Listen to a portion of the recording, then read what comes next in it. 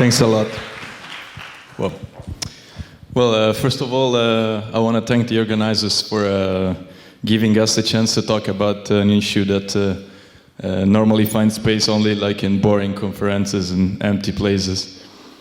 Do we have the map? Okay. So I will use only one slide for my talk,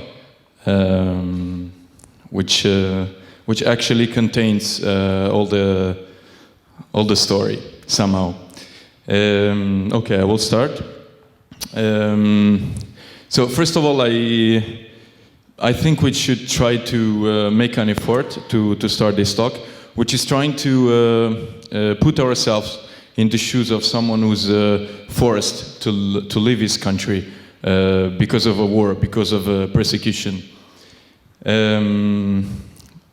Personally, as a journalist and as a person, I tried. I've been reporting from war zones, from conflict areas, but eventually I got to the conclusion that it's a useless effort, at least for someone who has my background, coming from Europe, coming from a safe area of the world. Therefore, because I was always very interested in the roots that eventually bring refugees to places that I'm very familiar with, namely Europe. I thought, so what's the next step I have to do? How can I actually understand the experience of a person who has to walk through 4,000 or 5,000 kilometers?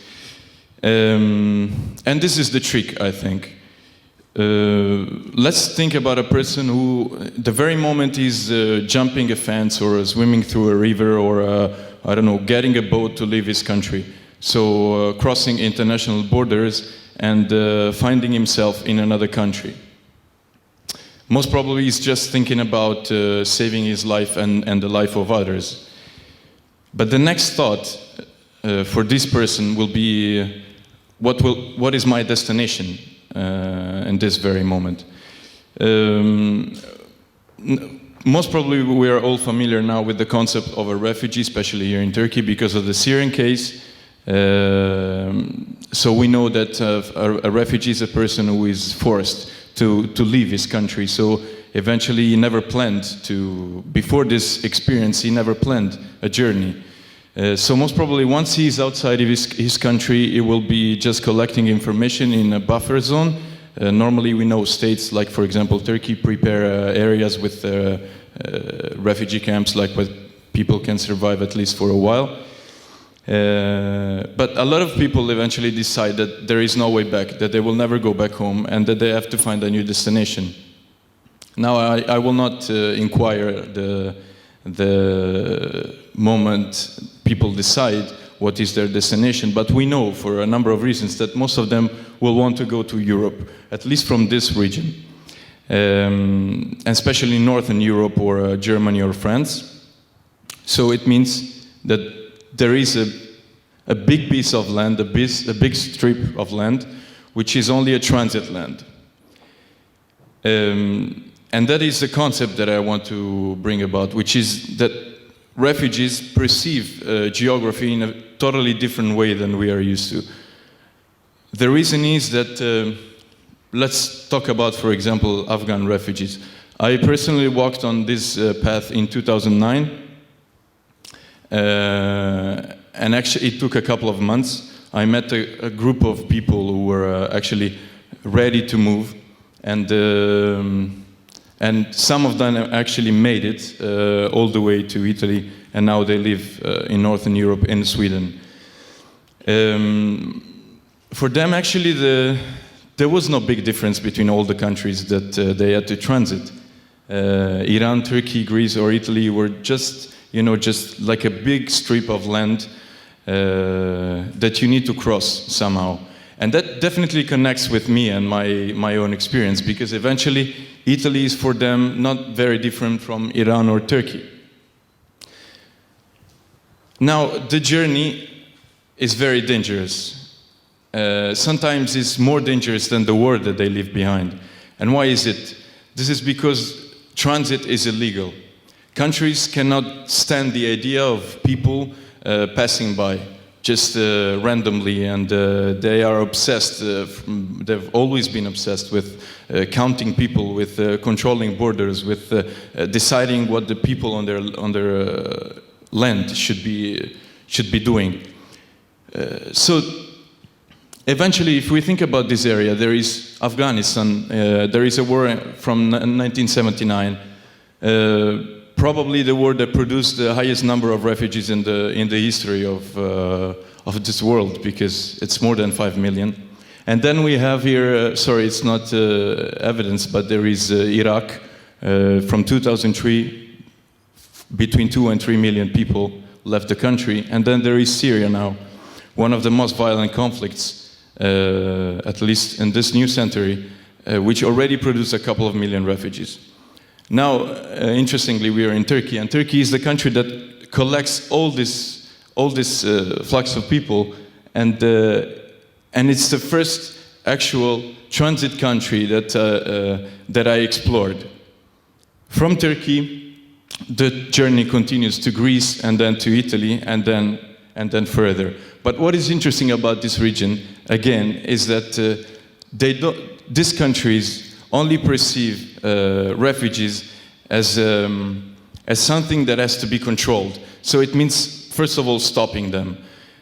Stopping people means, of course, having a police state, putting them in jail, stopping when, however, it means that they will go through these countries in an illegal way, through very dangerous ways. For example, the first thing that really hits as a journalist, the crossing between Iran and Turkey was one of the hardest things I've seen. Like, people are crossing in mountains with, imagine in winter it's like 2,000-3,000 meters high, in the snow with the police running after them.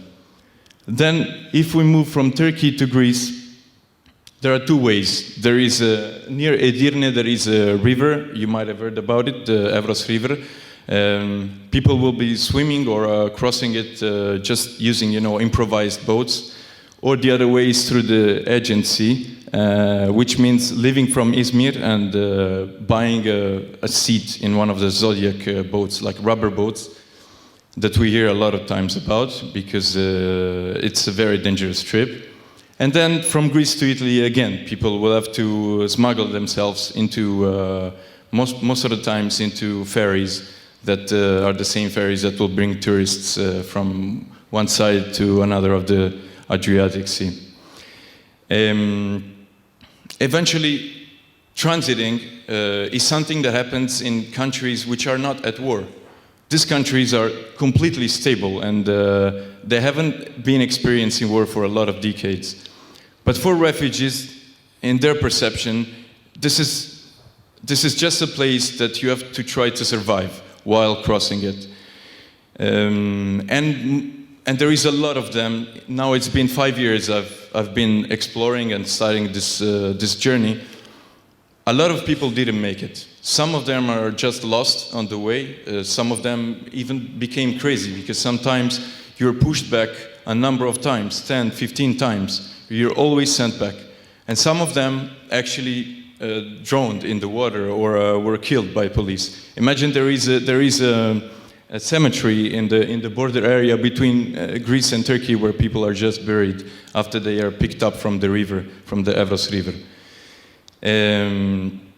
Now, when it comes to me again as a journalist, and I go back to my first point, when I try to put myself in the situation of someone who's living in a war zone, it's really hard. But it's really easy on the other way around to imagine that someone, for example, traveling in Italy or in Greece, is perceiving my home country or Europe as a European Union, a land for human rights, as a place where you are actually fighting a war to survive.